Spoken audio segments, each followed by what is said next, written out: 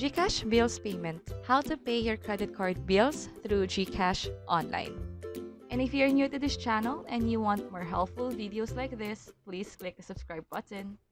So I'll open my GCash app and log in with my MPIN. And since magabayad ako ng credit card bills, I'll pick Pay Bills. And click Credit Cards. Ito yung list ng credit cards na pwede mong bayaran through GCash. So, I'll pick Security Bank Mastercard. And I'll enter the credit card number here. And enter the amount to pay. And email. Optional lang naman to, pero mas magandang meron na rin para isend yung receipt ng email or yung confirmation sa email address natin. And click Next. And double check these details. Kung wala namang mali, click Confirm. And here's the confirmation na nakapagbayad na tayo sa Security Bank Mastercard.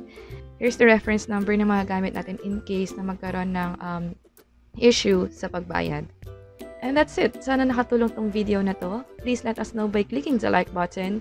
You may also check these videos. I hope na makatulong to sa inyo. Please don't forget to subscribe. This is Lou from Invest Library. Until next time. Bye-bye.